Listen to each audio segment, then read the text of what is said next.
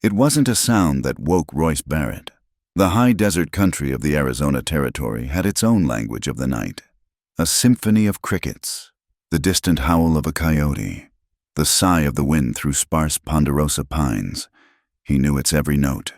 But tonight, the symphony had fallen silent. It was the absence of sound, a deep, listening quiet that coiled in the pit of his stomach and pulled him from a shallow sleep. He lay perfectly still on his cot, the rough wool blanket a familiar weight against his skin. His eyes, accustomed to the dark, traced the familiar shapes of his one-room cabin, the cold, black maw of the stone fireplace, the silhouette of his rifle leaning against the wall, the dull gleam of the tin plate and cup on the rough-hewn table. Everything was as it should be, but the air was thick, heavy with a presence that didn't belong.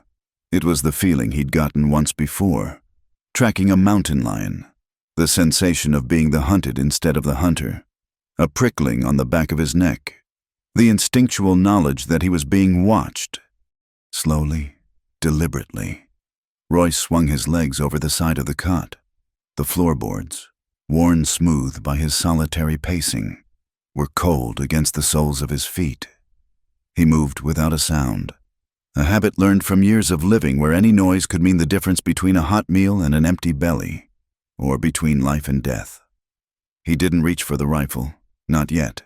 To show a weapon now would be an invitation, a challenge. First, he had to know what he was facing.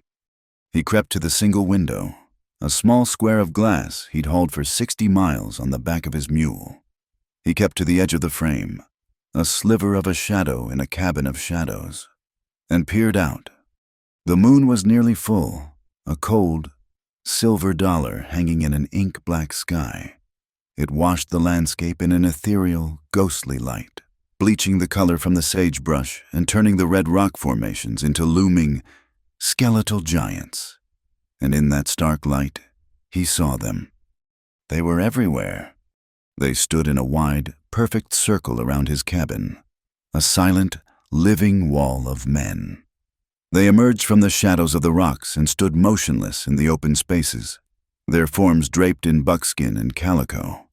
Some held bows, their long, curved shapes like extensions of their arms. Others held rifles, the moonlight glinting off the long steel barrels. Feathers adorned the hair of some, while others wore simple headbands, their face stoic, unreadable masks of grim intent. Apache. He counted 10, then 20, then lost count as his eyes swept the perimeter. They blended so perfectly with the land that it was impossible to tell where the rocks ended and the men began. There had to be 200 of them, 200 warriors, who had moved across the broken, noisy ground with the silence of ghosts and now stood with the patience of stone. A cold dread, colder than the floorboards, seeped into Royce's bones. This wasn't a chance encounter. This wasn't a small raiding party looking for horses or supplies. This was an army. This was a sentence, delivered and waiting to be carried out.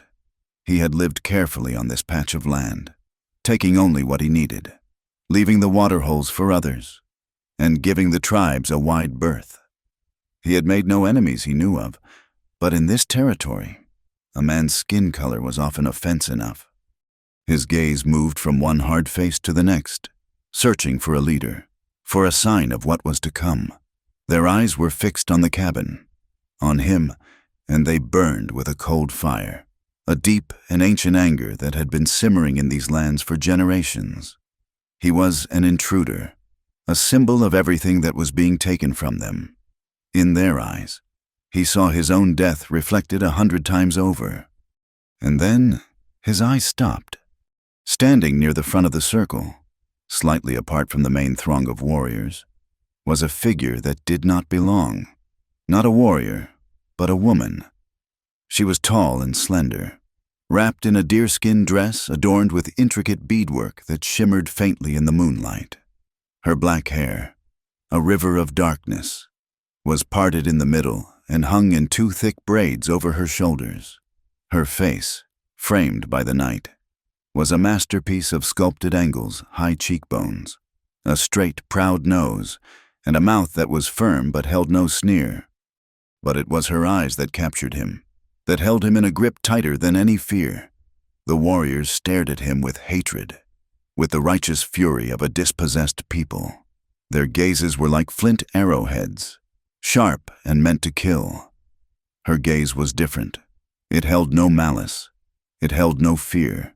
It held something that struck him with the force of a physical blow recognition. Her eyes were not looking at an enemy. They were looking at him. Royce Barrett, a man.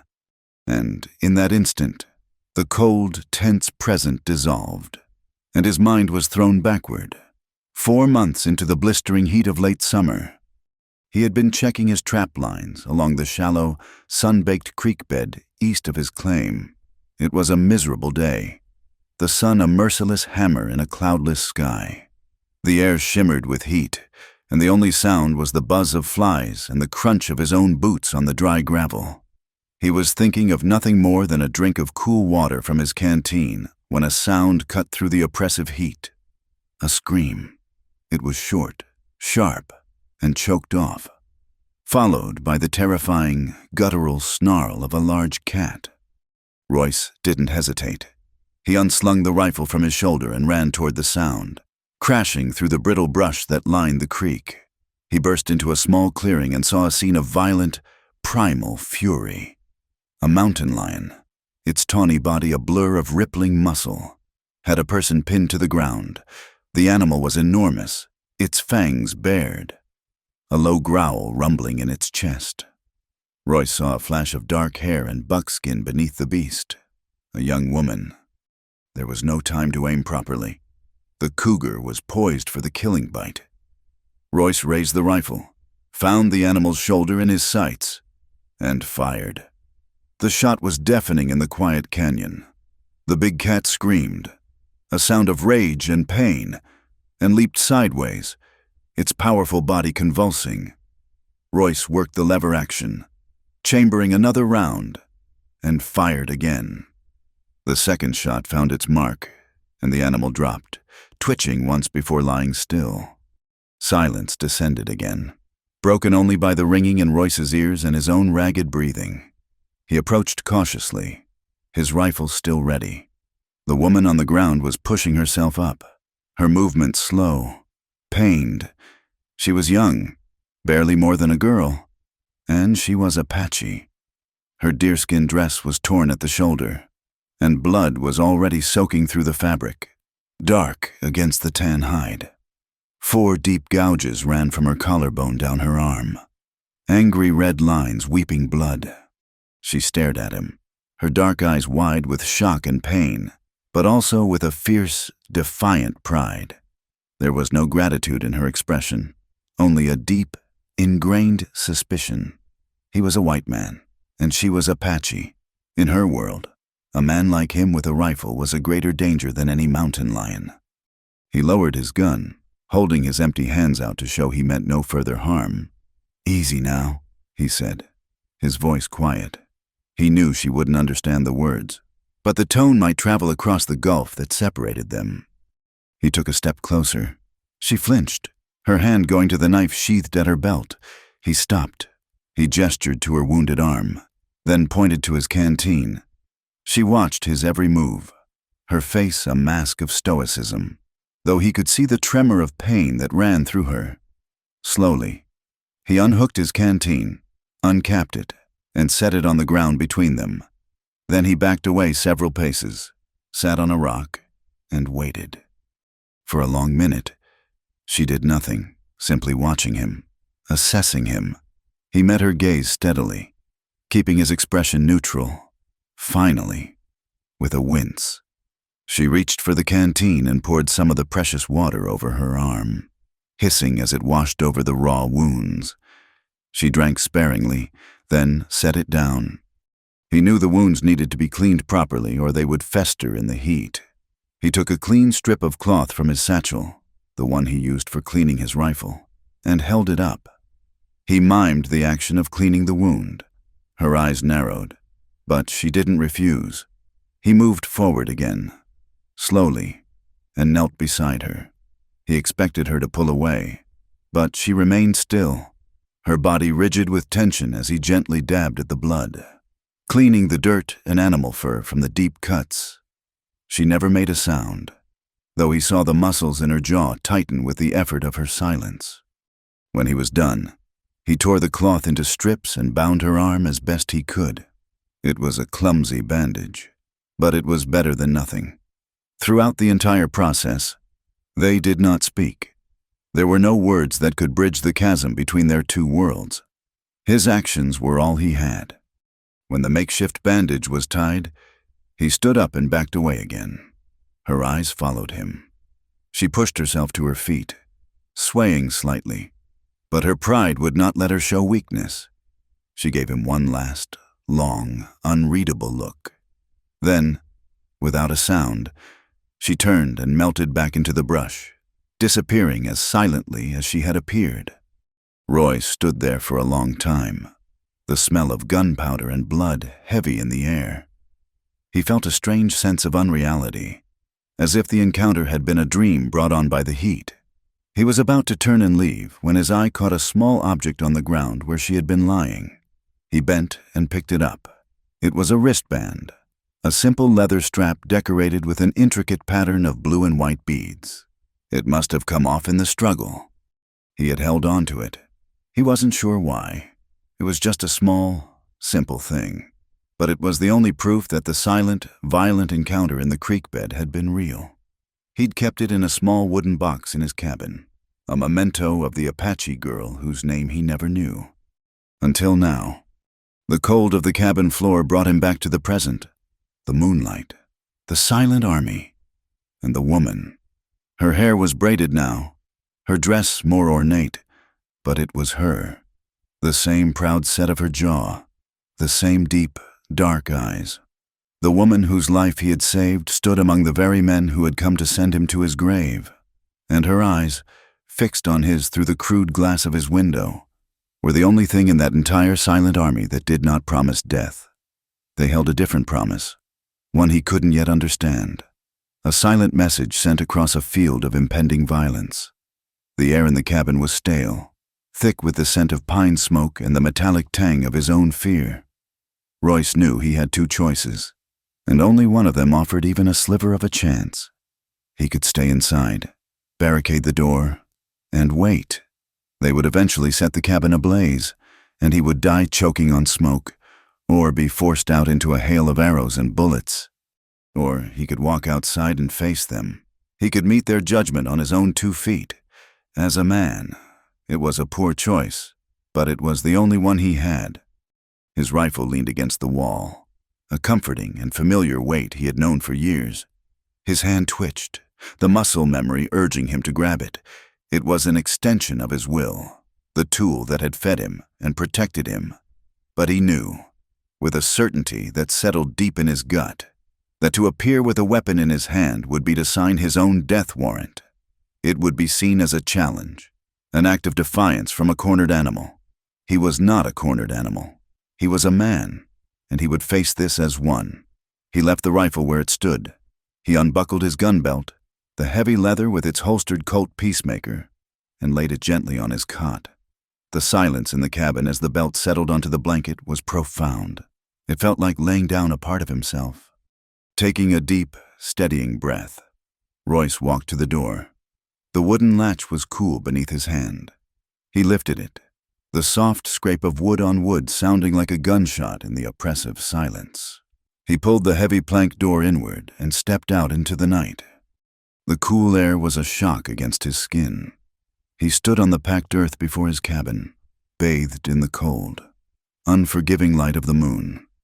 He kept his hands open and away from his body, his posture deliberately non-threatening. The world seemed to hold its breath. The 200 warriors did not move, did not make a sound. They were a forest of silent judgment, and he was the lone, exposed tree in the center of a lightning field. Every eye was on him. He could feel the weight of their collective gaze, a physical pressure that made it hard to breathe. He felt utterly, terrifyingly alone. His eyes scanned the circle, looking for the woman. He found her almost immediately. Kiona. The name came to him unbidden. as if the desert wind had whispered it. It suited her. She stood near a tall, older man whose presence commanded authority even in the stillness. His face was a roadmap of a hard life lived under the sun and in the wind, with deep lines etched around his eyes and mouth. He wore a simple buckskin shirt, but a magnificent headdress of eagle feathers rested on his graying hair, each feather earned, each one telling a story of courage and leadership. This had to be the chief. The chief took a single step forward, and the sheer force of his presence seemed to make the air crackle. He was not a large man, but he carried himself with an unshakable dignity that made him seem to tower over everyone else. He fixed Royce with a gaze that was as sharp and penetrating as a hawk's. It was a gaze that stripped away pretense, that looked not just at him, but through him, into the very core of his soul. When the chief spoke, his voice was not loud, but it carried across the clearing with the resonance of stones grinding together. It was a voice accustomed to being obeyed. He spoke in the Apache tongue, a language of clicks and guttural sounds that Royce did not understand, but the meaning was as clear as the stars above. It was a formal declaration, a laying out of charges. After a long moment, the chief switched to a heavily accented but clear English. "You are Royce Barrett," he stated. It was not a question. "I am," Royce replied, his own voice sounding rough in his ears. He kept it steady. "I am Neshoba, chief of this band of the Chiricahua Apache," the old man said. "This land you have built your house on is the land of my ancestors. It is sacred ground, watered with our blood and holding the bones of our mothers. You, and others like you, have come like a plague, scarring the earth, driving the game away, and poisoning the water with your greed." Neshoba paused, letting the weight of his words settle in the cold air. "My scouts have watched you. They say you live alone. They say you do not hunt with the waste of other white men. They say you do not foul the streams, but you are still here. Your presence is a wound on this land. Now, men who ride with you, men of your kind, have stolen our horses. They have attacked our people." Royce's mind raced. He had nothing to do with horse thieves. He barely spoke to another soul from one month to the next. He was a solitary man by nature, seeking quiet, not conflict. "I ride with no one," Royce said, his voice firm. "I have stolen nothing from your people. I have harmed no one." Neshoba's eyes narrowed. "Your words are wind. A white man's promises are leaves in a storm, scattered and meaningless. You are accused. If you are innocent, the spirits will show us. You will be given a chance to prove you are not the poison we believe you to be. If you are guilty, if you are a party to the crimes against my people, you will not see another sunrise. You will be punished." The finality in his tone sent a chill down Royce's spine that had nothing to do with the night air. This was his trial. Judge and jury, all standing before him. As Neshoba spoke, Royce allowed his gaze to drift for a fraction of a second. Back to the woman, Kiona. Her face was pale in the moonlight, her expression a maelstrom of emotions she fought to conceal. He saw fear there, not for herself, but for him. He saw a desperate plea. Her eyes, which had held such clear recognition just moments before, were now carefully blank when they met his. Then she gave the signal. It was so small, so fleeting. He would have missed it if his entire being hadn't been focused on her. Her head gave a minute, almost imperceptible shake from side to side. Her eyes darted away from his, toward the impassive face of Neshoba, and then to the ground. A clear and desperate command. "Do not know me. We have never met. Say nothing." In that instant, everything clicked into place. The cold dread in his stomach was replaced by a sudden, sharp clarity. She was the chief's daughter. It was the only explanation for her position of prominence, for the protective space the warriors gave her. And if she was Neshoba's daughter, his act of saving her from the mountain lion was not a simple act of humanity. It was a secret that could destroy them both. If he were to speak of it now, to use it as proof of his good character, Look, I saved your daughter's life. How would it be perceived? Neshoba would not see a man who had helped his child. He would see a white intruder who had put his hands on her, who had met her in secret. The warriors would see a lie, a desperate gambit from a guilty man trying to save his own skin by involving the chief's daughter. And what of her? She would be seen as a traitor, a woman who had accepted help from the enemy, who had kept this secret from her own father, her own people. She had allowed a white man to touch her, to bind her wounds. In their world, a world of strict codes and fierce loyalties, her honor would be shattered. Her life might be forfeit. He understood the impossible position she was in.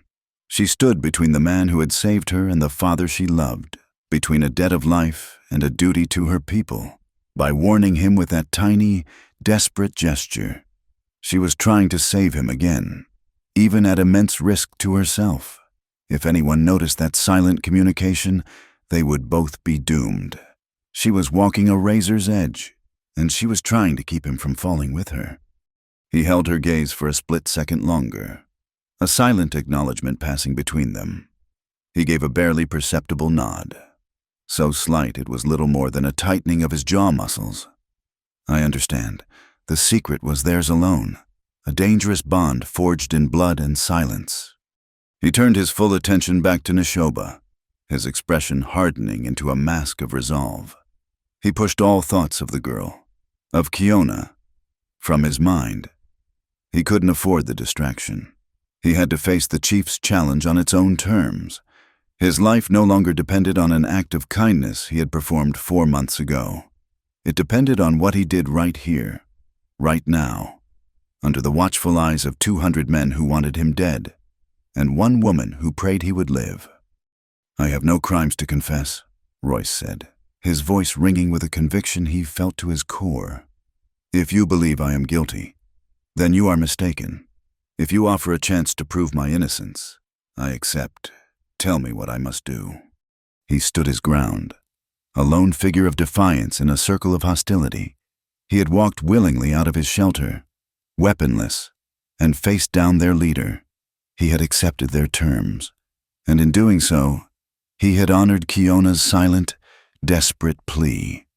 He had erased their past, gambling everything on a future he likely wouldn't live to see. But as he looked into Neshoba's ancient, unyielding eyes, he knew he had made the only choice possible.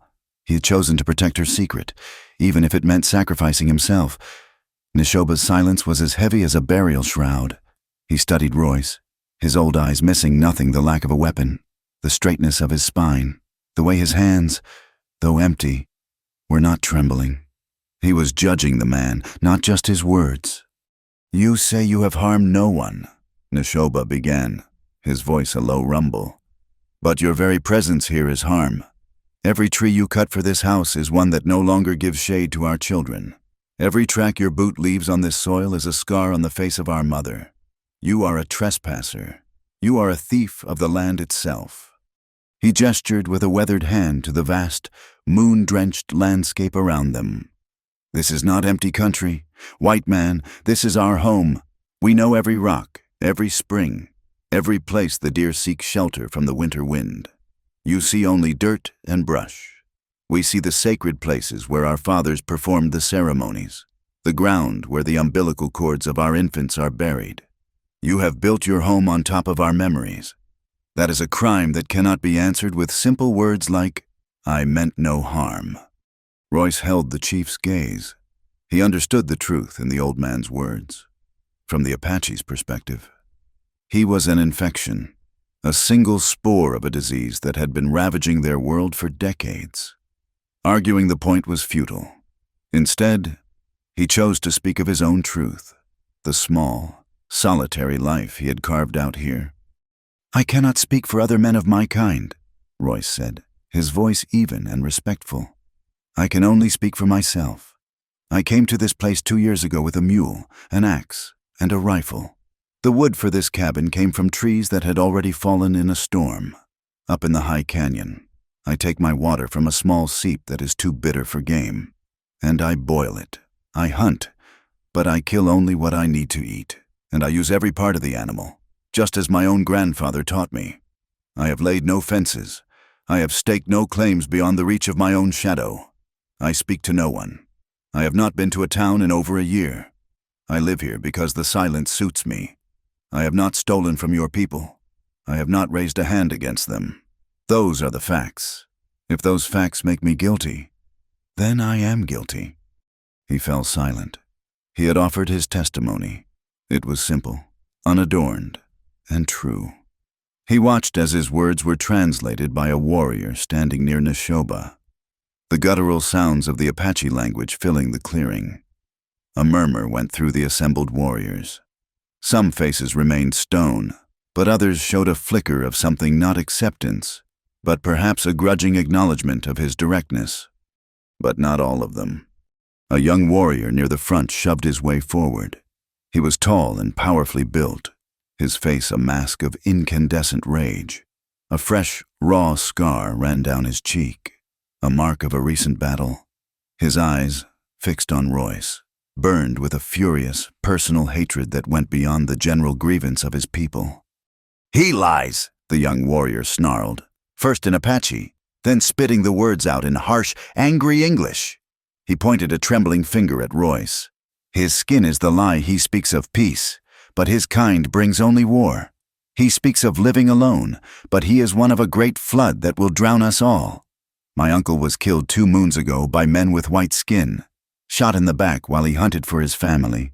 They did not do it for food, they did it for sport. Was that you, Silent One? Were you one of them?" "Taza," Neshoba warned, his voice sharp.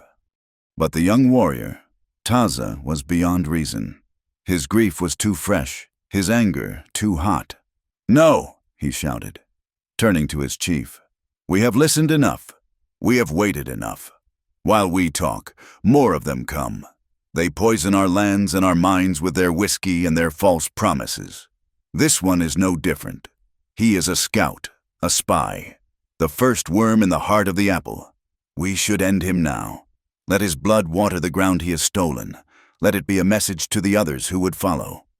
He drew a long, heavy knife from the sheath at his belt, the moonlight skittering along the sharpened steel blade. "I will do it. I will send this ghost back to his ancestors." Several other young warriors voiced their approval, their hands moving to their own weapons. The fragile tension in the clearing was about to shatter into bloodshed. Neshoba raised a hand, a gesture of command that stopped Taza in his tracks, though the young warrior still vibrated with a desire for violence. It was in that moment of terrible, poised silence that Kiona spoke. Her voice was not loud, but it cut through the anger and tension like a clean, sharp blade. It was clear, steady, and held a note of authority that surprised everyone, including Royce. All eyes turned to her. It was highly unusual for a woman, even the chief's daughter, to interfere in such a moment. She did not look at her father or at the furious Taza. Her eyes were fixed solely on Royce. The carefully constructed mask of a stranger was gone, replaced by an expression of profound, searching intensity.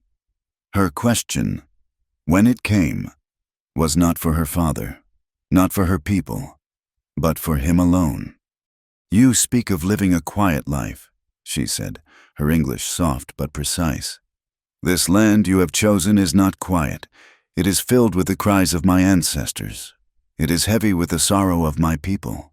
For us, every stone, every tree, carries a memory of pain inflicted by your kind. If it is only silence you seek, there are a million other places in this world you could have gone. So I ask you, Royce Barrett, why are you here? Why do you choose to stay in a place that holds so much of our suffering?" The question hung in the air, 1,000 times more dangerous than Taza's knife. It was an accusation wrapped in a genuine inquiry to the warriors. It sounded like she was condemning him, demanding he justify his profane presence on their sacred ground. But Royce heard what was beneath it.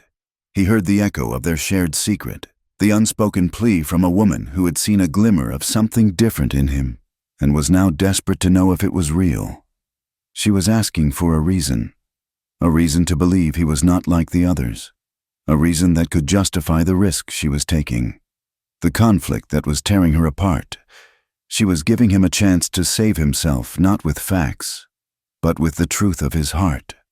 He held her gaze, and for a moment, the 200 warriors, the threat of death, all of it faded away. There was only the question in her eyes. He owed her an honest answer, not a calculated one designed to placate her father, but the real one. He took a slow breath and let it out. When he spoke, his voice was lower, rougher, with an emotion he rarely allowed himself to feel, let alone show. "Because the silence you hear is different from the one I hear," he began, his eyes never leaving hers. "I came from a place back east. It was green and wet and full of people and full of ghosts." He paused, the memories rising like specters in his mind. "I had a wife. I had a son. A fever came through our town. It took them both in the space of a week. After that, the silence in my home was loud. It was filled with the memory of my wife's laughter, the sound of my boy's footsteps on the floor. Every voice I heard in the street sounded like theirs. Every friendly face was a reminder of what I'd lost. The world was full of their ghosts, and they followed me everywhere." He looked down at his own hands, then back up at her. "So I came west.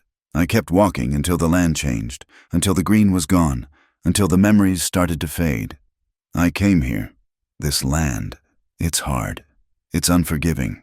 It doesn't care about a man's sorrow. It demands all of your attention just to stay alive. You can't be lost in your own thoughts when you're tracking game or looking for water. You have to be present. You have to be here." He gestured vaguely toward the dark, looming shapes of the mountains on the horizon. "Out here, the silence is real. It's empty. It's not filled with what's missing. It's just big. Big enough to swallow a man's grief whole. The ghosts of your people may cry in this land, and I don't doubt that they do. But the ghosts of my family are quiet here. This is the only place I've found where I can get through a whole day without hearing their voices in my head. I don't stay here to cause your people pain. I stay here because it's the only place that lessens my own." He finished speaking, and the truth of his words hung exposed and vulnerable in the cold night air. He had stripped himself bare, offering them a glimpse into the raw, hollowed-out core of his soul. He had not made an excuse. He had not asked for pity. He had simply answered her question with the unvarnished truth.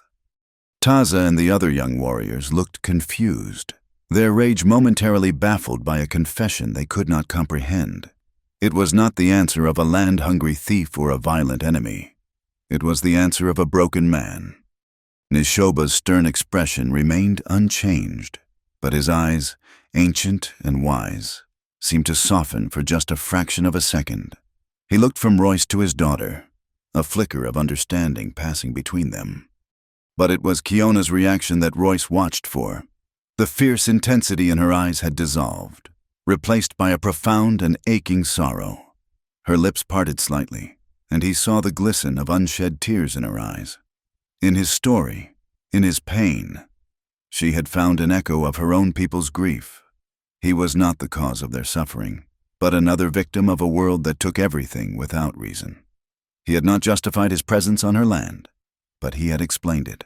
And in that explanation, he had ceased to be a symbol of her enemy. He had become a man, as haunted and as lonely as any soul she had ever known. The ground between them had subtly, irrevocably, shifted. The echo of Royce's words faded, leaving a silence in the clearing that was deeper and more complex than before. The raw anger of the warriors had been blunted, replaced by a confused stillness. Taza, the young warrior who had been ready to take Royce's life, now stared at him not as an enemy, but as a curiosity. His hand having fallen away from the hilt of his knife, he saw not a white devil, but a man marked by a different kind of sorrow from his own. Nishoba's face was unreadable, but his eyes had not left Royce. The old chief was weighing the man's soul, and the scales were trembling. Kiona stood frozen, her heart aching with a shared sense of loss that crossed the chasm of race and history. In Royce's confession, she had seen the universal language of grief, the same phantom pain that haunted her own people. He was a trespasser. Yes, But he was a haunted one, and that was a truth her spirit could not deny. The moon hung overhead, a silent witness to a trial that had become a confession, a confrontation that had become a moment of shared, fragile humanity. It was a sound that broke the spell, a sound that did not belong in this wilderness of soft-footed men and silent predators. It was the sharp, grating clatter of iron horseshoes striking rock, accompanied by the jingle of spurs and the low murmur of coarse voices. The sound came from the low ridge that overlooked the cabin from the west. Instantly, the atmosphere shattered. The brief, uncertain peace vanished, replaced by a deadly, unified instinct. Like a body reacting to a threat, the Apache warriors moved as one. There was no shouted order, only a collective understanding. Those with rifles raised them, sinking into the cover of the rocks and scattered junipers. Those with bows knocked arrows, their forms melting into the deeper shadows. The circle that had been focused inward on Royce now turned outward, becoming a defensive perimeter of lethal intent. Royce's head snapped toward the ridge, silhouetted against the moonlight. A line of riders had appeared. There were 8 of them, maybe 10. They were not soldiers. Their ragged outlines and slouching postures told him that. These were hard men, the kind that drifted to the territories to take what they could. Their only law, the gun on their hip. Land prospectors, hired muscle, the jackals that followed the pioneers. They sat their horses with a lazy arrogance, their rifles held loosely across their saddles. Nishoba barked a sharp command in Apache. Several warriors, including Taza, immediately broke from the main group and ghosted away into the darkness, moving swiftly and silently toward the small, hidden canyon where the tribe's horses were tethered. The herd was their lifeblood, their freedom. It had to be protected above all else. A man at the front of the riders urged his horse a few steps forward. He was a big man, broad in the shoulder, with a thick beard that covered the lower half of his face. Even from a distance, Royce could see the glint of a tin star pinned to his dusty vest, a mark of authority that was almost certainly bought or self-appointed. "Evening, Chief," the man called out, his voice thick with a sneering condescension that set Royce's teeth on edge. "Having a little party, or we didn't think to invite your neighbors." Nishoba stepped forward, his posture radiating an authority that dwarfed the mounted man's cheap badge. "You are not welcome here, Jebediah Thorne," the chief stated, his voice cold and flat. "You and your men are on Apache land. Take your iron horses and leave." The man, Thorne, let out a booming laugh that was ugly and out of place in the sacred quiet. "Now that's where you're wrong, old man. See, according to the government, this is all unclaimed territory, open for settlement, and we're here to settle." Another of his men chuckled. "Yeah, settle a dispute." Thorne leaned forward on his saddle horn, his amusement fading into a hard, predatory smirk. "We ain't here for a fight, not unless you start one. We're looking for something. Something you have, a piece of paper. Got a fancy seal on it from some politician back in Washington. A treaty, I believe they call it. One of them documents that says you savages get to keep this little patch of dirt for yourselves." Royce felt a cold knot tighten in his stomach. A treaty, a legal document. In this lawless land, such a thing was rarer and more valuable than gold. It was a shield, however flimsy, against the relentless tide of men like Thorne. "That paper is a lie, and we all know it." Thorne continued, his voice growing louder, more demanding. "This land belongs to them as can hold it, but as long as that paper exists, it makes things complicated, causes trouble with the marshals over in Prescott. So we're going to make things simple. You're going to give it to us." Nishoba stood as still as a stone monument. "The paper is the word of your own white father. It is the promise made to my people. It is not yours to demand. Promises are for fools and children." Thorne spat. "We ain't asking, we're telling. You hand over that certificate right now, or we're gonna burn this valley to the bedrock, and we'll start with this little shack right here." He gestured with his rifle toward Royce's cabin. Seems a shame to waste good timber, but a fire makes a powerful statement, don't it? And in that moment, as Thorn's threat connected his own home to the Apache's legal claim, the entire night, the entire terrifying ordeal, snapped into sharp, sickening focus for Royce. It was a trap, and he was the bait. His mind reeled, the pieces clicking together with the cold, hard certainty of a revolver cylinder turning into place. The stolen horses. Neshoba had accused him, or his kind, of stealing their horses. Taza's uncle, killed by white men. These were not random acts of violence. They were calculated provocations. Thorn's men had committed those crimes. They had stolen the horses and murdered the hunter, deliberately stoking the Apache's anger, knowing it would need a target. And they had provided one. Him. The solitary white man, isolated and defenseless. They had planted the seed, letting rumor and suspicion do the rest. They knew Neshoba would be honor-bound to respond. They knew the rage of young warriors like Taza would demand action. They knew the Apache would come here, to his cabin, to enact their justice. It was never about him. He was just a pawn on a much larger board. Thorn didn't want him dead. He wanted the Apache war party drawn out, concentrated in one place, away from the safety of their main encampment. He wanted Neshoba, his senior warriors, and, most importantly, the one thing they would surely protect with their lives, the treaty. Thorn had used the Apache's own code of honor and their righteous anger against them, maneuvering them into the open. The circle of warriors that had surrounded him wasn't a circle of executioners. It was a cage, and Thorn and his men were the ones holding the key. His cabin wasn't a home, it was a stage, carefully chosen for this final, bloody act. A surge of cold fury washed through Royce, a rage purer and hotter than any fear he had felt.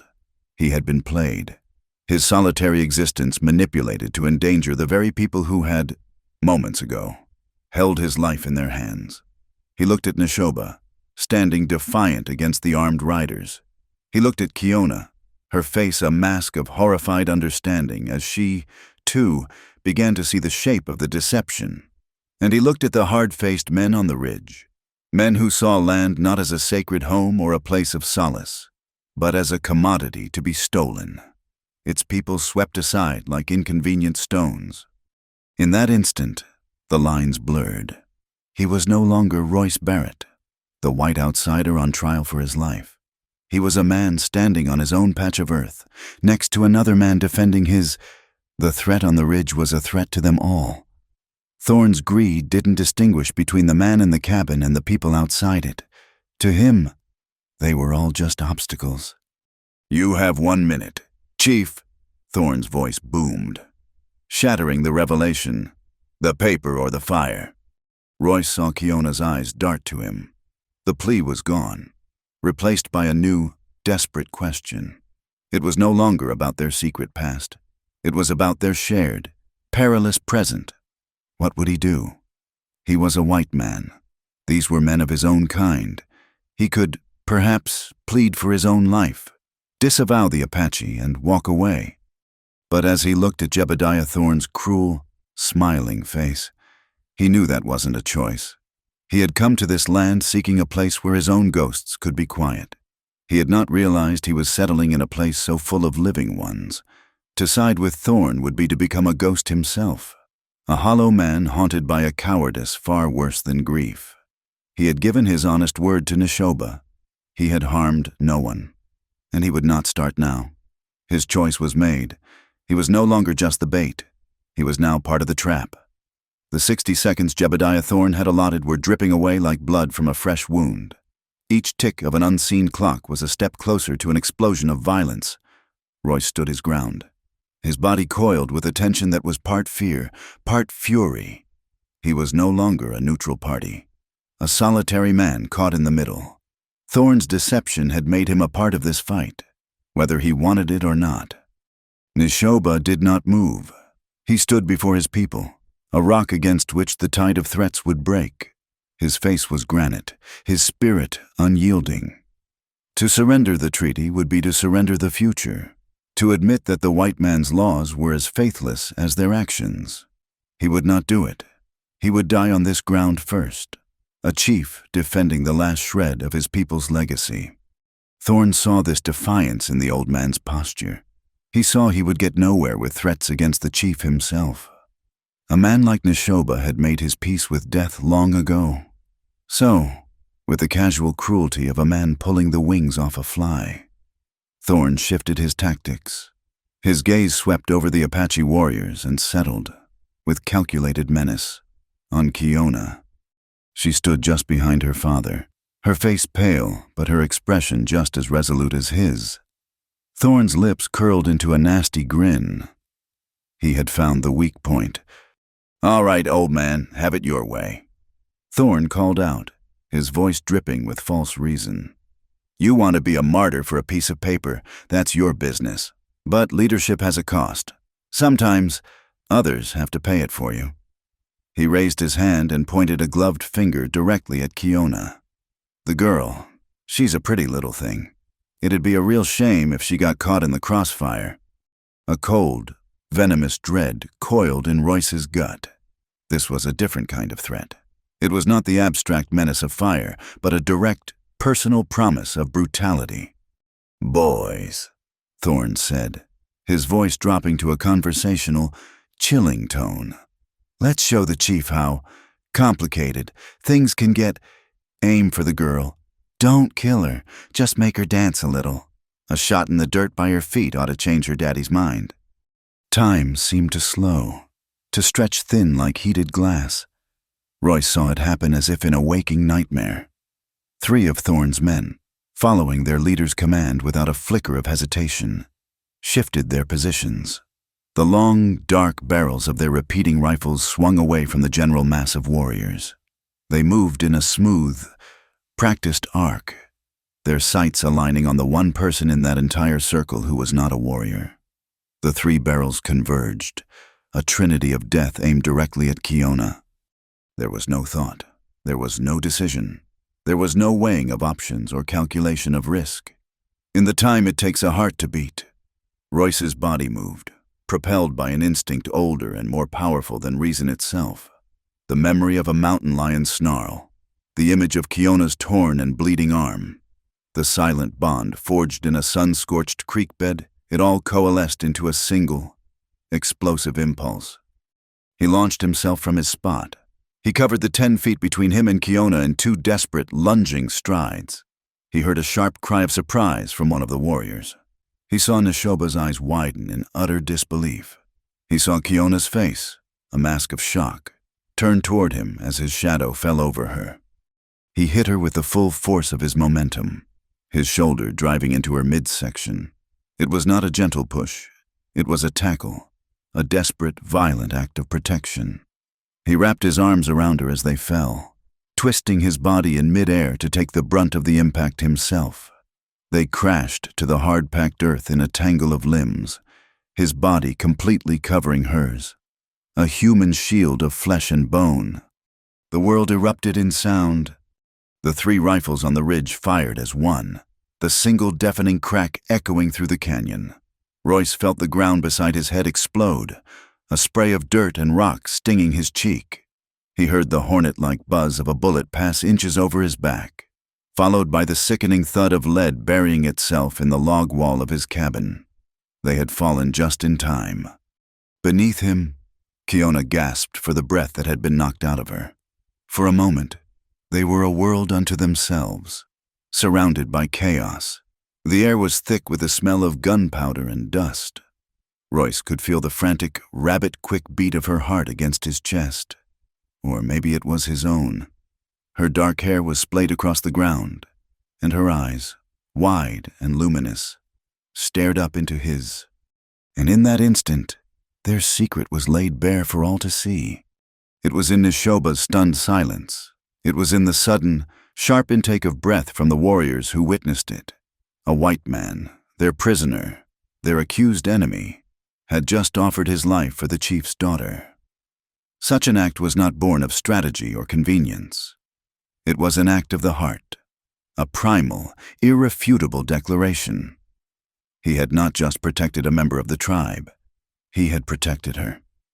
The invisible thread that had connected them since the day he'd saved her from the cougar was now a thick, undeniable rope, exposed for all to see in the harsh moonlight. The Apache warriors reacted a split second after Thorne's men. A volley of arrows hissed through the air, silent and deadly, and a fusillade of rifle fire erupted from the rocks. One of the men on the ridge cried out and toppled from his saddle. Another of the horses screamed and reared, throwing its rider. The lazy, arrogant standoff had shattered into a frantic, deadly firefight. "Get the paper!" Kiona's voice was a desperate, choked whisper against his ear, her breath warm against his skin. Her mind, even in the shock and terror of the moment, was sharp. She understood what Royce's action meant, what it had cost them both, but she also knew what truly mattered.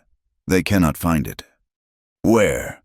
Royce grunted, pressing them both flatter to the ground as another bullet whined past. He could feel the vibrations of the battle through the earth, the thudding of hooves, the shouts of men. "The creek bed," she whispered urgently, her voice trembling but clear. "East of the cabin, where you found me. There is a flat, gray stone, shaped like a turtle's back. It is buried beneath it. You must get it. You must hide it somewhere else. My father," she trailed off, a sob catching in her throat as she glanced at Neshoba, who was now directing his warriors, his face a mask of cold fury. But his eyes kept flicking back to his daughter on the ground. Royce understood. Neshoba was the chief. He could not leave his men. He was a target. And now, so was she. But Royce, the outsider, the man who knew the terrain around his own cabin better than anyone. He could move. She was entrusting him not just with a document, but with the very survival of her people. It was a weight heavier than any he had ever carried. "Stay down," he commanded, his voice a low growl. He pushed himself up slightly, peering over the edge of a low-slung water barrel near the cabin door. Thorne's men had taken cover behind a line of rocks on the ridge, trading shots with the Apache warriors who were using the landscape with practiced skill. It was a stalemate, but a deadly one. They were pinned down. "We have to move," he said, looking back at her. Her face was smudged with dirt, her eyes huge in the flickering, chaotic light of the muzzle flashes. There was no fear in them now, only a fierce, burning trust that both terrified and strengthened him. He saw their path, a 50-yard dash across open, moonlit ground to the relative cover of the dry creek bed. It was a suicide run, but staying here was also a death sentence. "When I say go, you run. Don't look back. Don't stop. Just run," he ordered. He glanced at the cabin. His rifle was still inside. Useless. His Colt was on the cot, too far. He had only his body and his wits. He saw Taza, the young warrior who had wanted his blood, now crouched behind a rock outcropping, firing a rifle with deadly accuracy toward the ridge. Their eyes met for a fraction of a second across the battlefield. Royce saw a flicker of confusion, of dawning respect, in the warrior's gaze. Royce gave a sharp nod toward the east, toward the creek. Taza's eyes followed, and he understood. Royce took a deep breath. "Now, Kiona, go." He shoved her, hard, propelling her forward. She scrambled to her feet and ran, her body low to the ground, her deerskin dress a fleeting shadow against the pale earth. Royce was a half step behind her, deliberately placing his body between her and the shooters on the ridge. The moment they broke cover, they drew fire, the air around them filled with the angry crackle of rifle shots. A bullet tore through the sleeve of Royce's shirt, a searing line of heat across his arm. Another kicked up a spray of gravel at Kiona's feet, making her stumble. Royce grabbed her arm, steadying her, pulling her forward. "Keep going," he yelled over the din. They ran, their lungs burning, their feet pounding the unforgiving ground. The creek bed, which had seemed so close, now felt a mile away. The moonlight that had seemed so beautiful was now a treacherous spotlight, exposing them, making them perfect targets. Every shadow was a phantom, every rock a potential grave marker. They were no longer two people from different worlds. They were one single, desperate entity, a shared heartbeat fleeing toward a sliver of hope, running together under a sky full of falling stars made of hot lead. They half ran, half stumbled the last few yards, tumbling over the lip of the dry creek bed and landing in a heap on the soft sand and smooth, time-worn stones. For a precious second, they were out of the direct line of fire. The sharp cracks of the rifles on the ridge sounded slightly more distant, answered by the deeper booms of Apache guns and the deadly hiss of arrows. The air in the gully was cool and still, smelling of dust and dry river mud. It was a temporary sanctuary, a pocket of silence in the heart of a storm.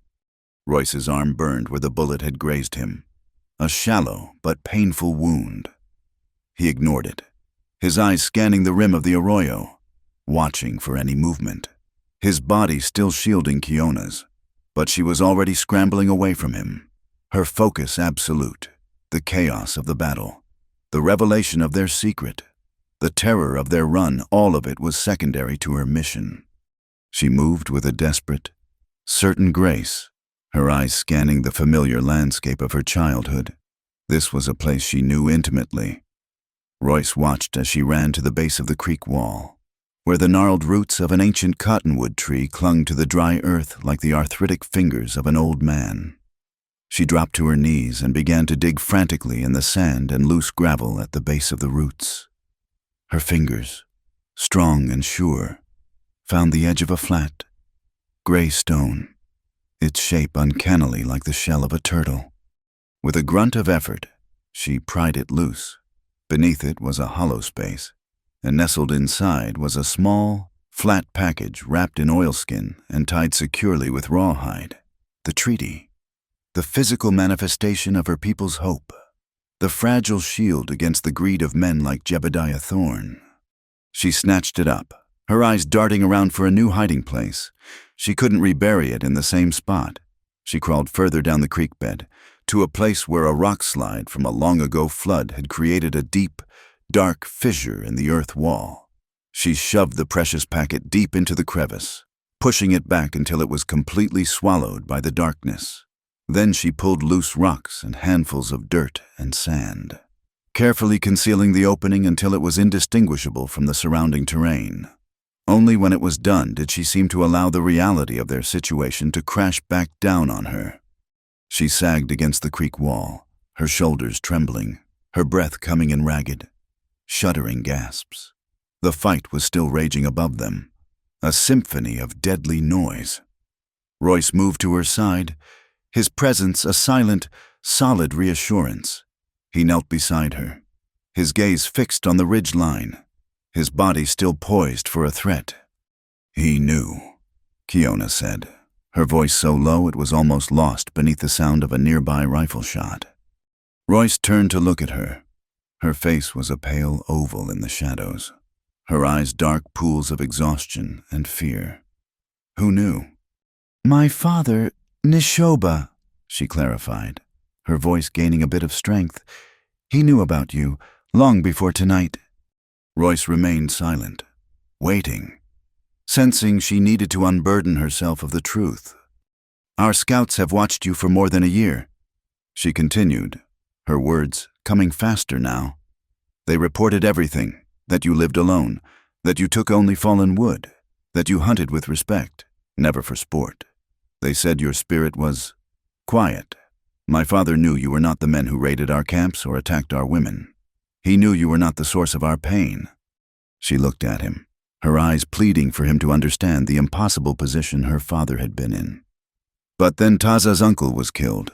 Our horses were stolen. The anger among the young warriors was like a wildfire. They needed a target for their grief. And you were here, a white man, alone.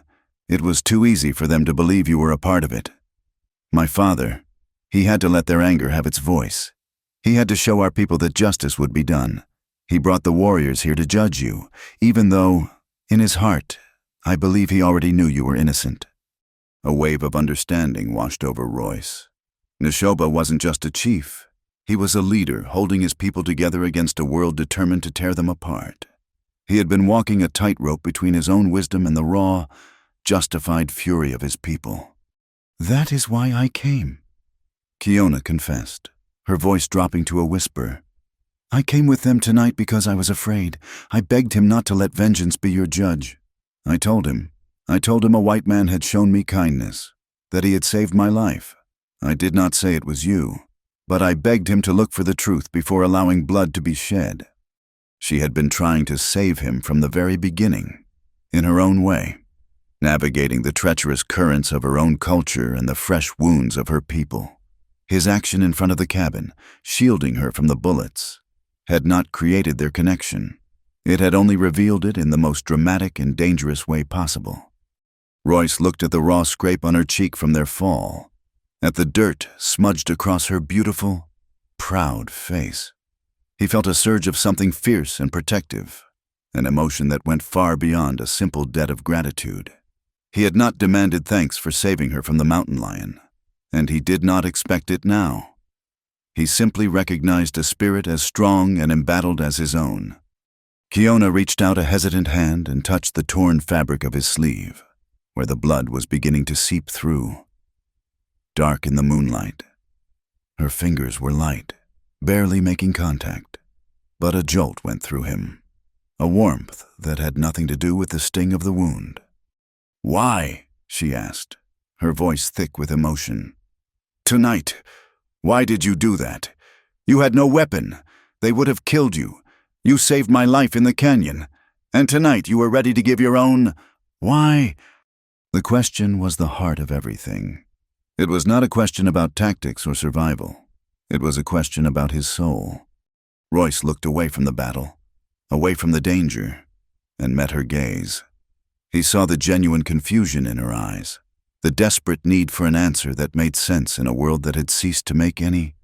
He thought of the empty cabin that had once been filled with laughter. He thought of the small, unmarked graves back east that held his entire world. He thought of the vast, lonely silence he had come here to find. When he spoke, his voice was rough, scraped raw by grief and the harshness of the land. "When I saw that mountain lion," he said slowly, "the one that had you pinned, I didn't see an Apache girl. And when I saw Thorne's men aim their rifles, I didn't see the chief's daughter." He paused, searching for the words. The simple, unadorned truth. "I just saw a life that wasn't finished yet. My wife, my son, their lives were taken from them. They didn't get a choice. It just ended." He looked at her, and his eyes held the weight of all his loss, all his sorrow. "There's nothing in this world I can do to bring them back, but I can see the difference between a life that's over and one that's supposed to keep going. I saved you, Kiona, for the simplest reason there is." He held her gaze, and the universe seemed to shrink until it was only the two of them, kneeling in the dirt, surrounded by a war that felt 1,000,000 miles away. "Because you deserve to live." The words were not a declaration of love. They were not a romantic promise. They were something more fundamental. They were an affirmation, a statement of her intrinsic worth, separate from her tribe, her father, or the color of her skin. In a world that had tried to reduce him to a symbol of hate and her to a target of violence, he saw her, simply and purely, as a life worth saving. A single tear escaped her eye and traced a clean path through the dirt on her cheek. She didn't wipe it away. She simply stared at him, her lips parted, her breath catching in her throat.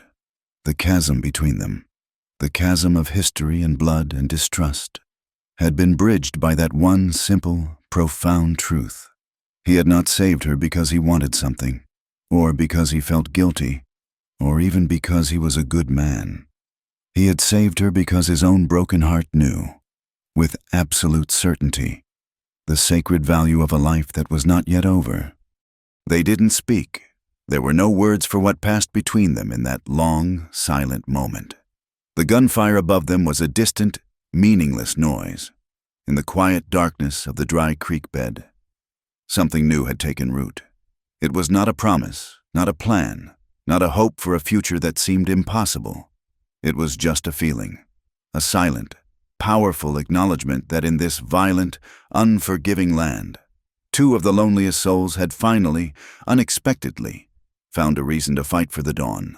The hours that followed were a long, tense vigil, suspended between the echoes of the firefight and the promise of a bloody dawn. The initial exchange of shots had dwindled as Thorne's men, having lost the element of surprise and at least one of their own, retreated to the ridge to regroup. The Apache warriors, masters of this terrain and this kind of warfare, did not pursue. They melted back into the shadows, a silent, watchful presence that owned the night. Royce and Kiona remained in the relative safety of the creek bed. They spoke little. The truths they had shared hung in the cool air between them, too new and too fragile to be examined under the weight of the coming battle. A warrior brought them a water skin, his face impassive, but his eyes lingering on Royce with a new, unreadable expression. Royce drank, then cleaned and bound his wounded arm with a strip of cloth Kiona tore from her dress. The pain was a dull, steady throb, a constant reminder of the price of his choice, as the first hint of gray began to dilute the inky blackness of the eastern sky. A new sound reached them, the unmistakable thud of approaching horses, not the cautious steps of a few scouts, but the determined, rhythmic beat of a larger party. Nishoba appeared at the edge of the creek bed as silently as a shadow. He looked down at them, his face carved from ancient stone, etched with the weariness of a lifetime of war. His gaze rested on Royce, and for the first time, there was no accusation in it, only a cold, hard assessment. "They have returned," he said, his voice a low, gravelly tone. "More of them. The scout counts 15. Royce pushed himself to his feet, Kiona rising with him. 15 men, armed and expecting a fight. It was a formidable force, more than enough to overwhelm the defenders in a direct assault. "They believe the paper is in the cabin," Nishoba continued. "They will come for the cabin. They will come to burn everything. We will not let them." He turned and began walking back toward the main group of warriors, a silent command for Royce and Kiona to follow. They emerged from the creek bed into the pale, pre-dawn light. The world was a canvas of gray and black, the air sharp and cold with the promise of morning. The warriors were gathered in a loose semicircle, their faces grim. Taza was there, his earlier rage replaced by a focused, lethal intensity. He met Royce's eye and gave a curt, almost imperceptible nod. The animosity was gone, burned away in the crucible of the firefight. They were now simply men on the same side of a line drawn in blood. Nishoba began to speak in the Apache tongue, his voice low but carrying to every man. He used a stick to draw a diagram in the dirt. Royce didn't understand the words, but he understood the language of tactics. He saw the chief sketch the cabin, the ridge where Thorne's men would approach, and the surrounding rocks and gullies. Then he drew a wide, sweeping curve, a crescent moon, its two horns pointing toward the ridge. It was the classic shape of an ambush, designed to envelop and destroy an enemy force that charged into its center. When he had finished issuing his orders to his warriors, who dispersed with silent, deadly efficiency to take their positions, Nishoba turned to Royce. "You have a rifle?" the chief asked in English. "It is inside the cabin," Royce replied. Nishoba shook his head. "Too far. A foolish risk." He turned to Taza and spoke a short command. The young warrior, without hesitation, unslung the rifle from his own shoulder, a sturdy Winchester repeater, and handed it, along with a pouch of cartridges, to Royce. Royce took the weapon. It felt solid and familiar in his hands. The simple act of passing the rifle was a treaty in itself, a gesture of trust that spoke louder than any words. "Thank you," Royce said, his gaze meeting Taza's. "Fight well," Taza replied, his voice gruff, and moved off to take his own position on the northern flank of the crescent. You know how to use this, Neshoba stated. Not a question, but an observation. I do, Royce confirmed. Good.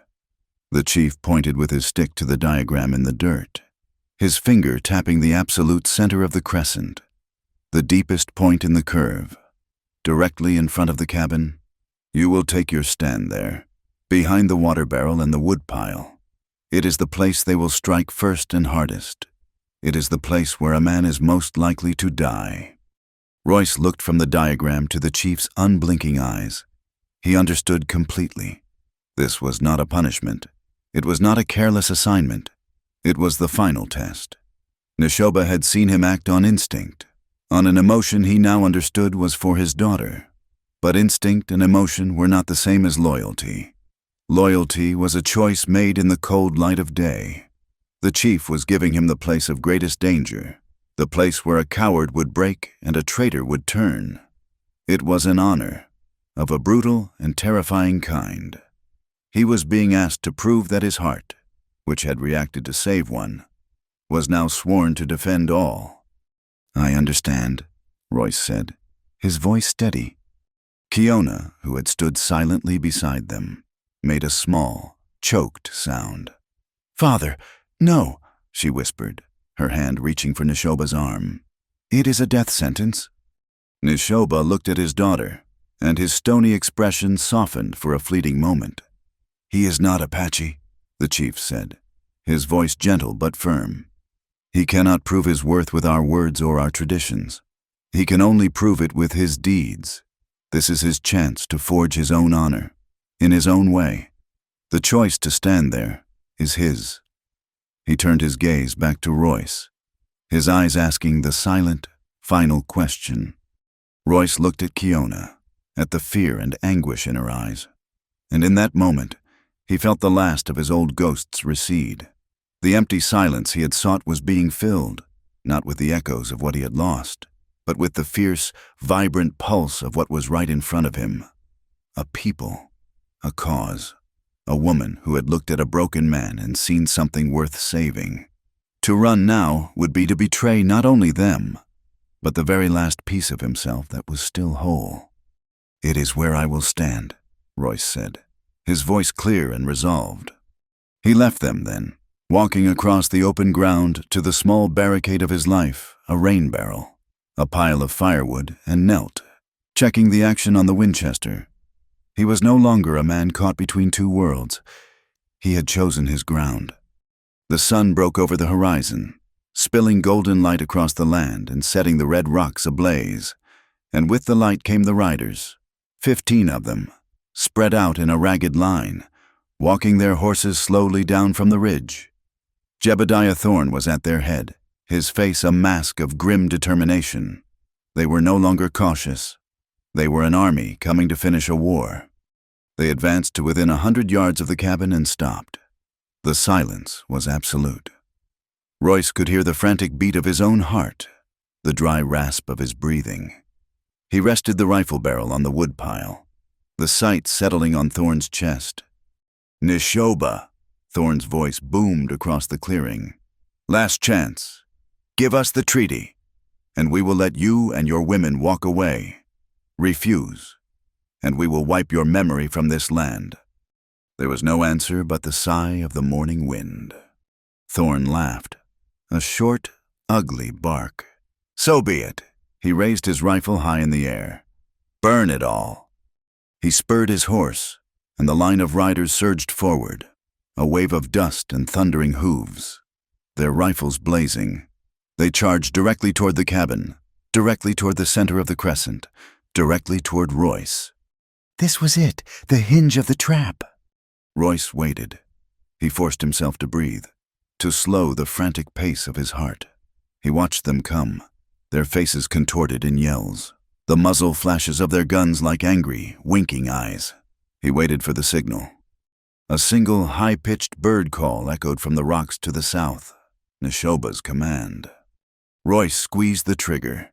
The Winchester bucked against his shoulder, and he saw a rider to Thorne's right jolt in the saddle and fall.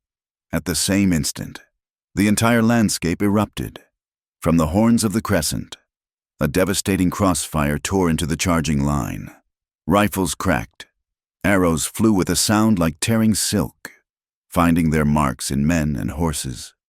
The charge faltered, thrown into chaos. Horses screamed and fell, pinning their riders. Men yelled in shock and pain, firing wildly into the rocks, but their momentum still carried them forward. A disorganized, furious mob, right into the teeth of the ambush. Royce worked the lever on the Winchester, ejecting the spent cartridge, chambering a new one. He fired again, and another rider went down. He was no longer just a man. He was a part of a larger, fighting organism. He felt a fierce, wild thrill, the clarity that comes when life is stripped down to a single, violent purpose. A handful of Thorne's men, the ones who had survived the initial volley, broke through. They were on foot now, their horses lost, using the bodies of the fallen animals for cover as they advanced on the cabin. Royce became their sole focus. Bullets slammed into the woodpile in front of him, sending splinters flying past his face. A slug punched through the rain barrel, and water gushed out, soaking the ground around him. He kept firing, his movements economical and precise. A man rose from behind a dead horse, and Royce shot him. Another tried to flank him from the left, and Royce turned and fired. The man spinning and falling. Then he felt a sharp, searing impact in his left shoulder. It was like being struck by a blacksmith's hammer. The force of it threw him back, and his head hit the log wall of the cabin with a sickening crack. His vision swam in a sea of black spots. The Winchester clattered to the ground. The world became a muffled roar. Through the ringing in his ears, he heard Kiona scream his name. He shook his head, trying to clear it, a hot, wet sensation spreading across his shoulder and down his chest. He was hit, badly he didn't know. He only knew he couldn't stop. He pushed himself back up, his left arm a useless, burning weight. He fumbled for the rifle with his right hand, his fingers clumsy. 2 of Thorne's men were charging him. Seeing he was wounded, they were 20 yards away. Then 10, their face savage masks of triumph. They thought he was finished. Gritting his teeth against the blinding pain, Royce managed to grab the rifle. He couldn't lift it to his shoulder. With a desperate heave, he propped the heavy barrel on the woodpile. Using his body to steady it, he ignored the sights, aiming down the length of the steel, his vision blurry. He fired. The closest man stumbled, his chest erupting in a splash of red, and went down. The second man was almost on top of him, his pistol raised, a wild, victorious gleam in his eyes. Royce frantically worked the lever action with one hand, a clumsy, agonizing motion. The mechanism jammed.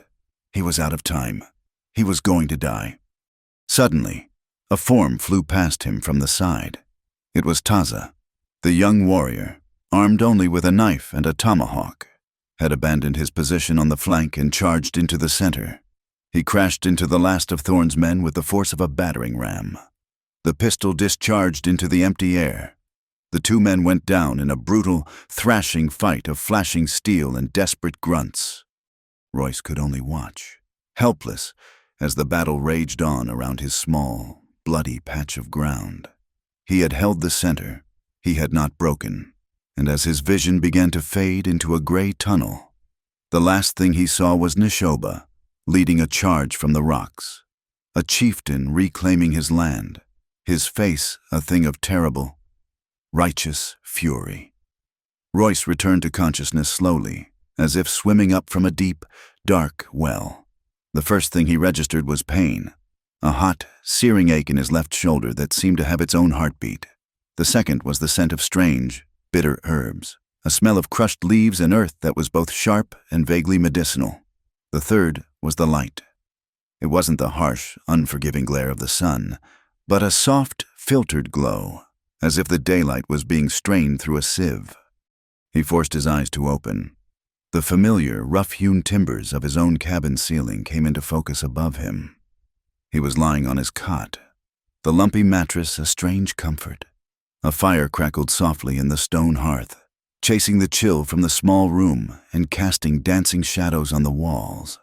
The battle, the smoke, the screams, it all came rushing back in a dizzying, nauseating flood. He tried to sit up, a groan escaping his lips as a fresh wave of agony shot through his shoulder, and a gentle hand pressed him back down. "Be still," a soft voice commanded. "The wound is deep. You will tear the stitches." He turned his head. Kiona was kneeling on the floor beside his cot. Her face was smudged with soot and exhaustion, her hair unbound and falling in a dark cascade over her shoulders. But her eyes were clear and alert, fixed on him with an intensity that made his breath catch. In her hands was a small clay bowl filled with the mashed green poultice that he smelled, and a strip of clean cloth. She had been tending to him. The realization settled in his mind with a profound weight. His shirt had been cut away, and his shoulder was tightly bound in a deerskin bandage. The bleeding had stopped. "The battle," he managed to rasp, his throat dry and raw. "It is over," she said, dipping the cloth into the bowl. "Thorn and his men are gone. Those who did not fall fled back to the rocks they crawled from." She began to gently dab at the edges of his bandage, her touch surprisingly light. "Your father, your people." A shadow passed over her face. "We are victorious, but victory has a price. We lost 2 good men. Taza, he was wounded, but his spirit is strong. He will heal." She paused, her eyes meeting his. "We would have lost more, if not for you. You held the center." Royce simply nodded, too weak to speak. He looked past her, around the cabin. It was no longer his solitary refuge. 2 other Apache warriors, their faces grim, sat by the fire, cleaning their rifles with silent, efficient movements. The air was thick with the scent of their presence, a mixture of wood smoke, sweat, and something else, a shared, somber purpose. This small, lonely space had become a command post, a hospital, a sanctuary. He lay there for what felt like hours, drifting in and out of a shallow, pain-filled sleep. Kiona stayed by his side, changing the dressing on his wound, giving him sips of cool water from a ladle. She did not speak of what had passed between them in the creek bed, nor of the implications of his actions. Her presence was enough, a quiet, unwavering anchor in the chaotic aftermath of the fight. Later, as the afternoon sun cast long shadows across the valley, Neshoba entered the cabin. He had to duck his head to clear the low doorway. The 2 warriors by the fire immediately stood, their posture one of deep respect. Kiona rose to her feet as well. The chief's presence filled the small room, his authority a palpable force. He carried the weight of the battle on his shoulders, the cost in lives, the responsibility for his people, but his eyes, when they fell on Royce, were clear and steady. He walked to the side of the cot and stood looking down at Royce for a long, silent moment. He was not looking at a prisoner, nor at an enemy. He was looking at a man, taking his measure in the quiet aftermath of war. Then, slowly, Neshoba reached out his hand and placed it on Royce's good shoulder. The hand was heavy, its skin tough and calloused from a lifetime of holding a bow, a lance, a rifle. It was not a gesture of pity, but of profound, solemn acknowledgement. It was the hand of a chief, a father, and a fellow warrior. In that single, silent gesture, Neshoba communicated everything that words could not. He recognized Royce's courage. He accepted his sacrifice. He acknowledged the debt of honor that now existed between them. "You stood in the place of death," Neshoba said, his voice a low rumble. "You did not break. You bled for this land, a land that is not yours. You bled for my daughter." Royce met the old chief's gaze and said nothing. There was nothing to say. Neshoba removed his hand and straightened up, his face becoming stern. A leader once again. The white man's world is a world of paper and promises that turn to dust. The Apache world is a world of deeds and honor. By your deeds, you have earned a choice.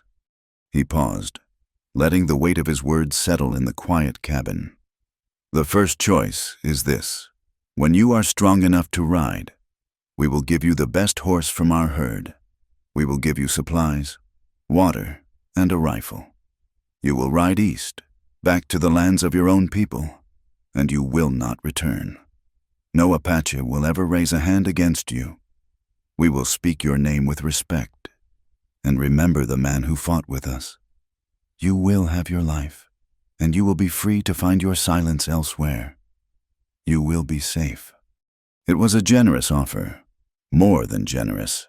It was a gift of life and peace, an honorable discharge from a war he had never intended to join. It was the logical choice, the sane choice. He could leave this harsh, violent land behind. He could go to California, perhaps, or Oregon, places where a man could truly disappear and start again, far from the ghosts of his past and the fresh graves of the present. The second choice, Neshoba continued, his voice dropping lower, is to stay. Thorn and his kind have been beaten, but they have not been destroyed. They will return. The thirst for land and gold is a fever in the white man's soul that never breaks. This fight is not over. It will not be over in my lifetime, or in the lifetime of my children. To stay is to choose this fight as your own. To stay is to protect this land not as a guest, but as a guardian. You will live among us. You will fight with us. You will share our hardships and our small victories. You will no longer be a white man living on Apache land. You will be a man of the land itself. Your home will be our home, and our enemies will be your enemies. He fixed Royce with a piercing gaze. There is no third choice, and once your path is chosen, you cannot turn back. You must choose now. The silence in the cabin was absolute. Royce felt Kiona's eyes on him, but he did not look at her. He could not. He knew what she would want, but this decision could not be for her. He looked at Neshoba's weathered face, a face that held the history of a proud, dying people. He thought of the life he had been offered. Safety, peace, a chance to walk away. It was everything he had once thought he wanted. He had come to this territory to escape, to be left alone with his grief until it eventually consumed him. But something had changed. He looked around the small cabin he had built with his own 2 hands. It was meant to be a fortress for his solitude, a tomb for his memories. But now, it was filled with the life and struggles of others. The scent of Kiona's herbs, the presence of the warriors, the memory of blood spilled on the dirt outside. It had all transformed this place. It was no longer just his shelter. It was a part of something larger. He knew if he chose to leave, he would be safe. But he also knew that the silence he found elsewhere would be the old, familiar kind, the hollow, empty silence of loss. The ghosts of his wife and son would return, and they would be joined by new ones, the ghost of a brave people fighting a hopeless war, and the ghost of the woman he had left behind. He couldn't do it.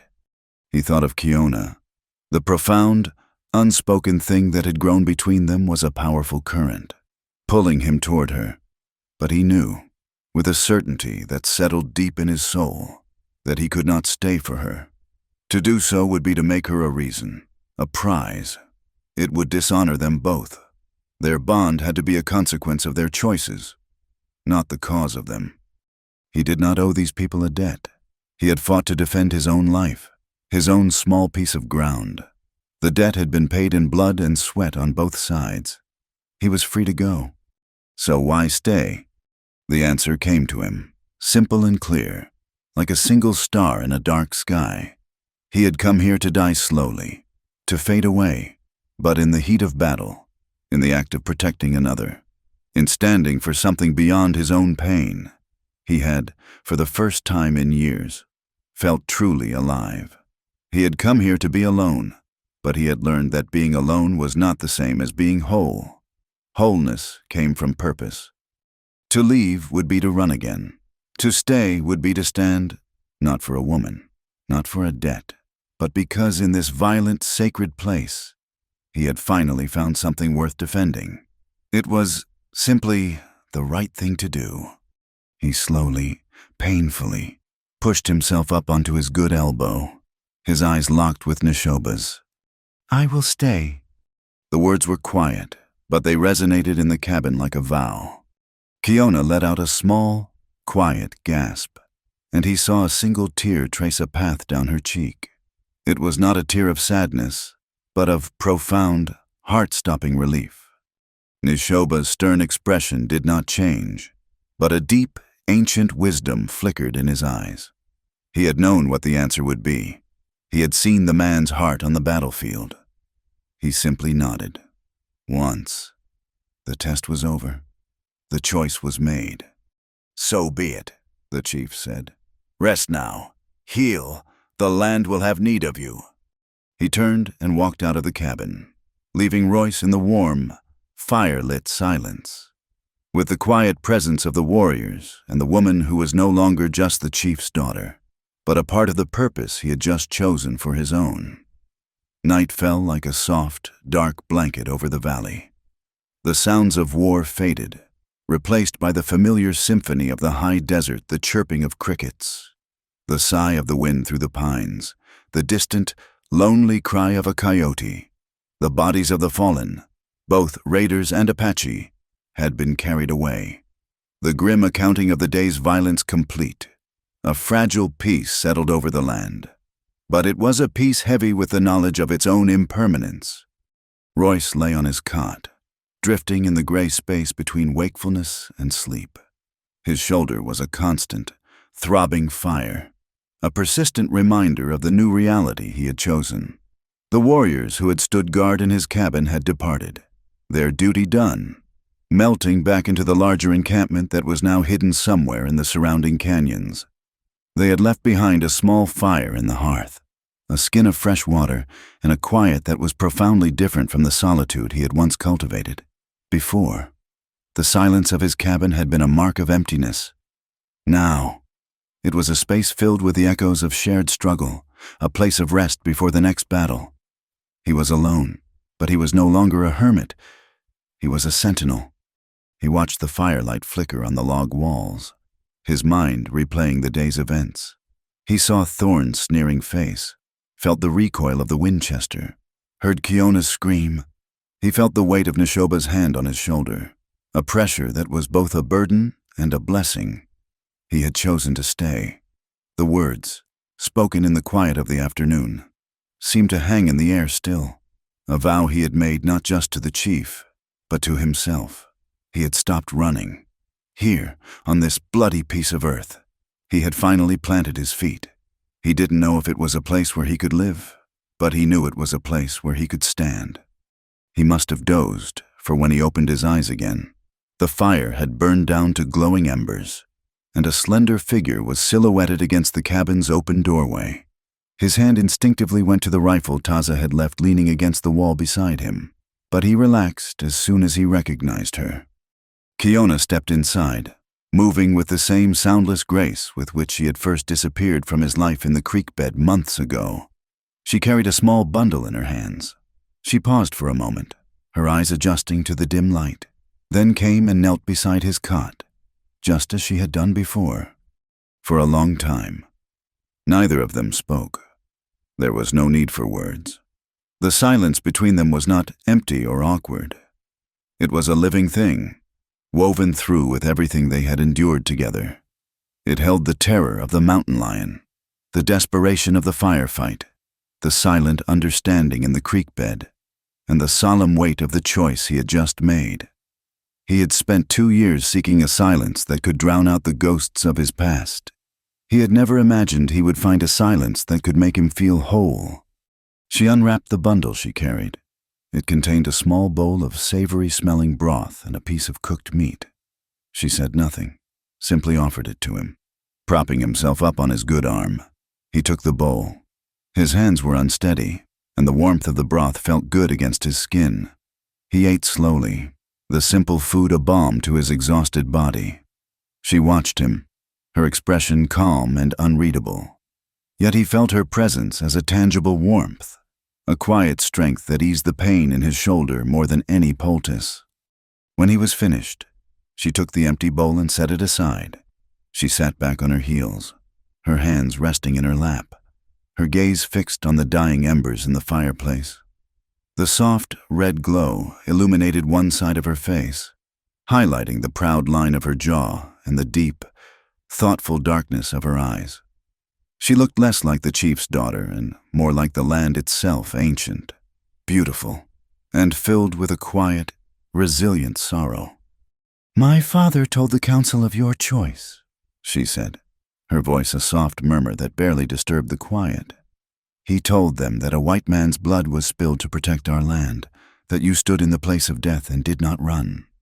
"It was the only choice to make," Royce answered, his voice rough. "Many men are faced with such a choice," she replied, turning her gaze to him. "Few make the one you did. The easy path is to run. It is always the easy path." He knew she was not just talking about the battle. She was talking about his life, about the ghosts he had run from, the grief that had pushed him to the edge of the world. She looked down at her hands.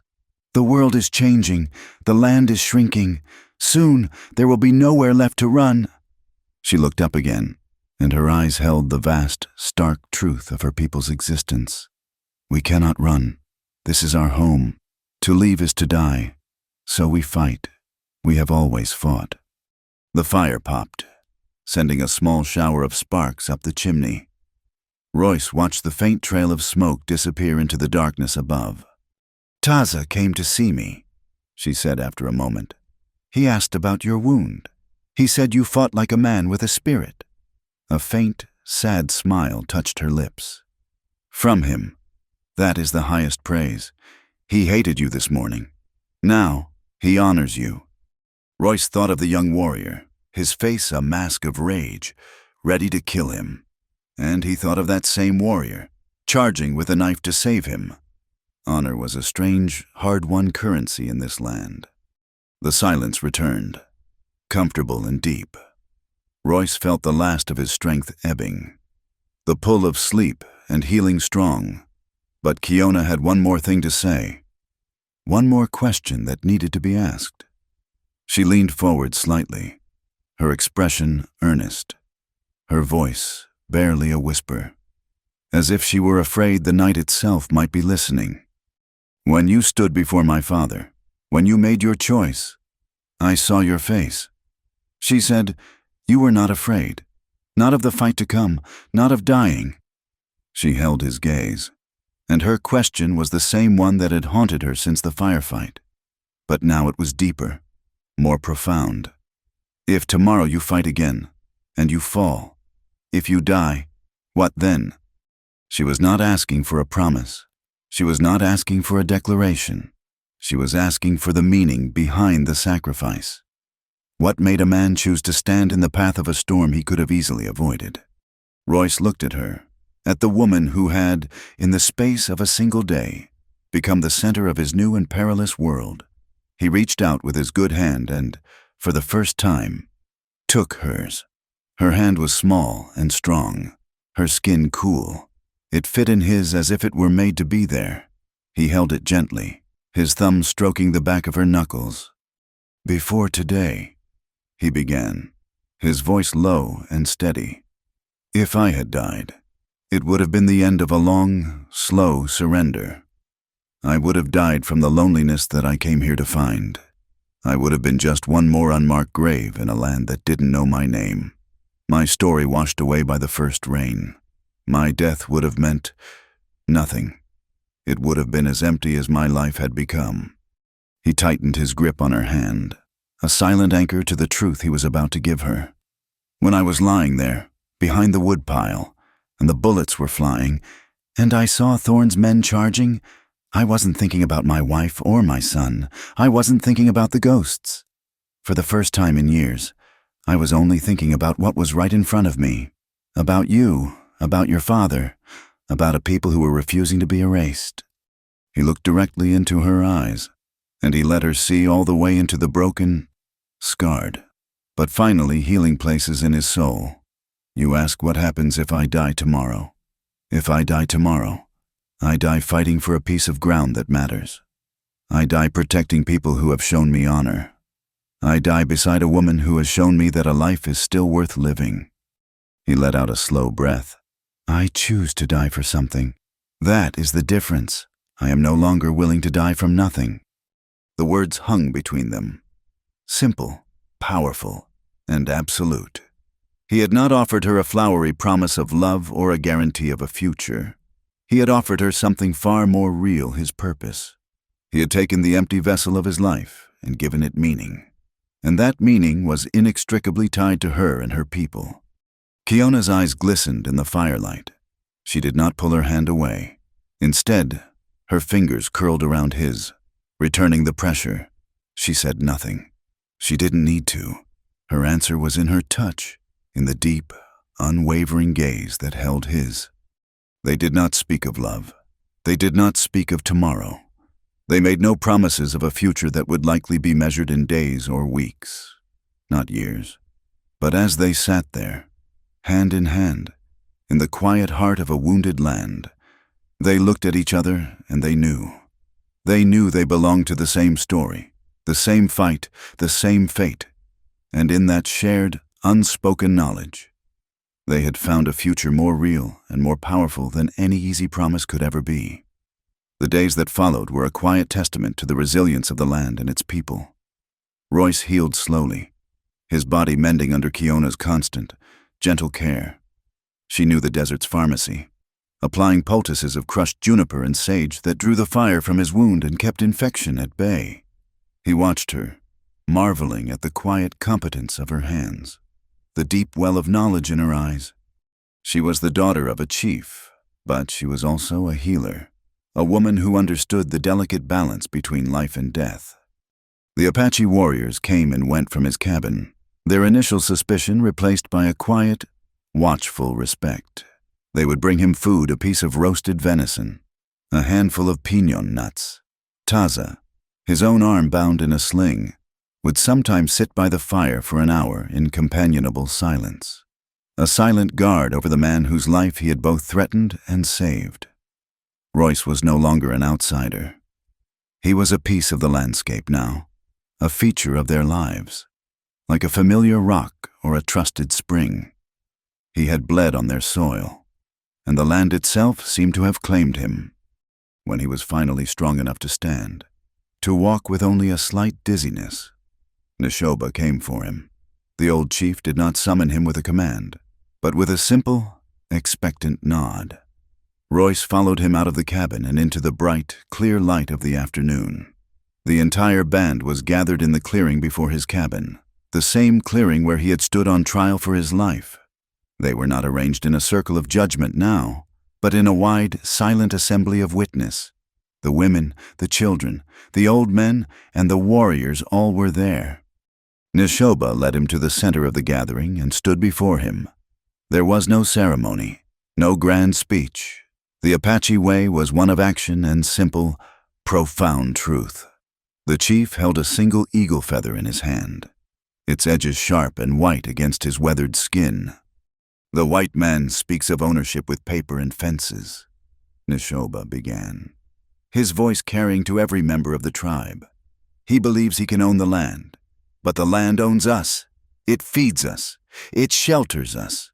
And in the end, it takes our bodies back into its heart. A man does not own the land.